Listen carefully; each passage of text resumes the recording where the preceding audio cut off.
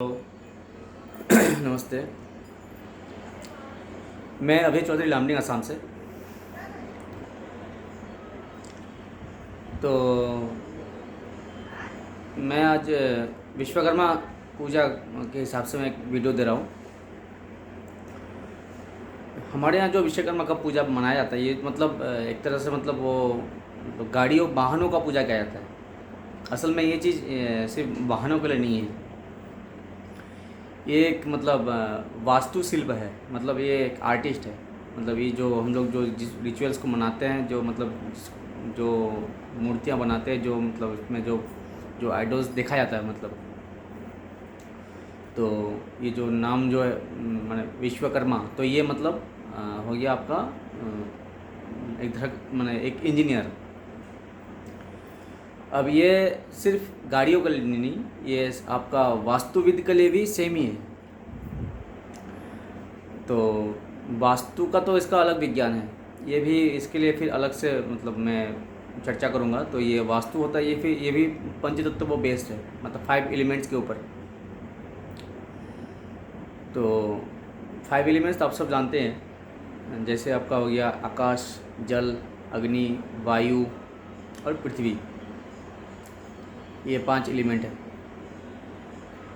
5 elements को balance करना ही एक ये वास्तु का फॉर्मूला है।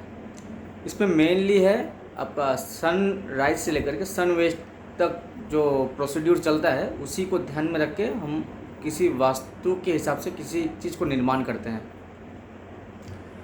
तो इसमें मतलब अगर जैसे सूर्योदय हो रहा है जहाँ से, अब सूर्य अस्त जहाँ पर हो रहा है, तो उसी को ध्यान में रख के उसी को मतलब उसी के बेस में हम जो भी वास्तु चीज़ को हम मतलब फिक्स करेंगे, तो उसी के डायरेक्शन के हिसाब से उसको मूवमेंट करते जाएंगे, या फिर उसी को फिक्स कर देंगे और सन राइज से लेकर सन वेस्ट तक वो अपना प्रभाव देता रहेगा। तो उसका जो जो 4 दिशा और 4 विदिशा, तो तो इन दिशाओं को ध्यान में रखते हुए और सनराइज से लेकर सनवेस्ट तक कैलकुलेशन करके ही एक इसका वास्तु का फॉर्मूला चलता है। अब ये वास्तु हर जगह अप्लाई होता है, परंतु ये अगर जंगल में आप वास्तु लगा देंगे तब जाके का कुछ काम में नहीं आएगा। तब वहाँ पे हज़ारों लाखों वास्तु का फॉर्मूला लगा दीजिए, तब उसमें कुछ अप्लाई नहीं होगा। तब जहाँ पे अप्लाई वहीं पे अप्लाई होगा जहाँ पे इसका अप्लाई करने के लिए वो पॉसिबिलिटीज़ है, तब तभी इस चीज़ को अप्लाई किया जा सकेगा, नहीं तो नहीं। तो अभी तक इतना जाने, उतना लंबा चौड़ा जान के भी उतना ये नहीं फ़ायदा नहीं होगा।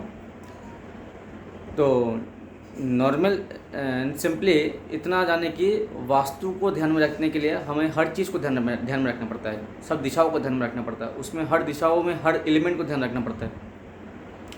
अब उसी एलिमेंट में एक एलिमेंट आ जाता है, जैसे मरकरी का एलिमेंट, बुध का एलिमेंट, पेड़ पौधा।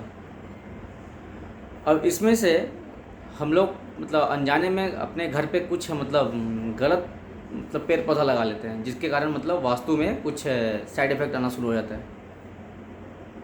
इसका साइंटिफिक रीज़न है, एक तो आपका विजुअलाइजेशन, मतलब देखने में जो उस चीज़ को जो इमेज जो व्यू हो रहा है उस वृक्ष का, उसका जो आपको देखने के बाद जो रियलाइजेशन होगा, जो थिंकिंग बनेगा, उसमें से एक प्रभाव आएगा। दूसरा जो उसका जो वहाँ पे जो अपना रेडिएशन फ्लो कर रहा है, उसका जो अपना गंध और फिर उसका जो प्रभाव छोड़ रहा है, तो वहाँ रहने वाले को एक उसको इफेक्ट मिलता है। तो इसमें से नाम जान लीजिए जिन जिन पौधे को आप मतलब इन जनरल आप लोग यूज़ ना कीजिए घर पे।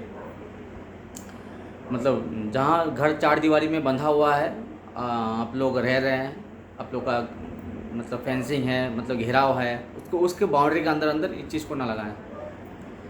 तो जैसे कि आप बेरी का पेड़ मतलब बेर, उसके बाद हो गया आपका खजूर, उसके बाद हो गया आपका मतलब दारिम, इसको डालिम बोलते हैं हम लोग, उसके बाद हो गया आपका नींबू, उसके बाद हो गया आपका केला, केले का वृक्ष।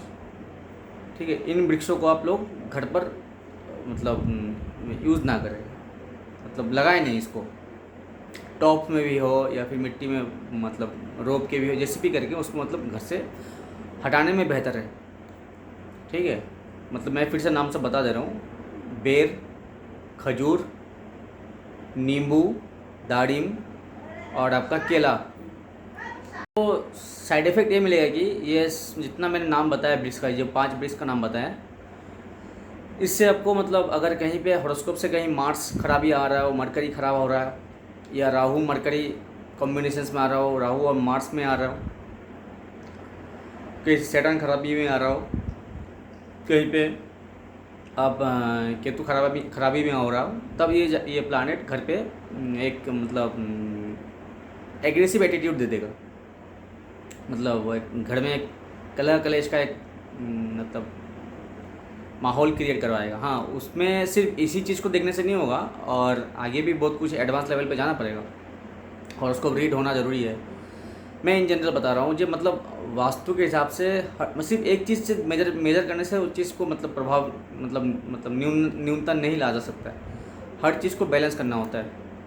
एक असर मतलब एक कुंडली का असर घर के मतलब किन किन सदस्यों पर पड़ता है, ये इसमें और एक रिसर्च का बात है। ये मैं अलग से फिर इसके लिए मतलब बनाऊंगा। मतलब अगर रात को अगर आप दारू पी करके आते हैं, अब इसका असर सिर्फ आप में नहीं रह जाएगा, ये असर आपका ट्रांसफ़र होता रहेगा घर पे जितना भी सदस्य होगा।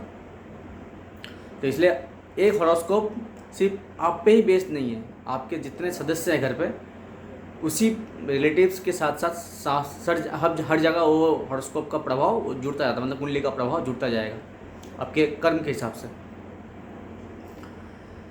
ठीक है, तो वास्तु के हिसाब से आप लोग जो मैंने वृक्ष का नाम लिया हो, उन वृक्षों को घर से हटाने के व्यवस्था कीजिए। मतलब ये हटने से बेहतर है, रखने से इसका बेहतर नहीं है। रखने से फल मिलेगा, फल खाने में आनंद आएगा, परंतु इसका खल मतलब इसके फल में खट्टाई भी है, कसेला भी है, समझे। वृक्षों में कांटे भी हैं, तो इन सब चीज़ों को ध्यान रखना पड़ता है। तो इतना दिन तो अनजाने में कर रहे थे, अभी जान लीजिए, जान के सतर्क हो जाइए। तो बस इतना ही। तो आप सब देखते रहिए मेरे चैनल भाविश एस्ट्रो साइंस,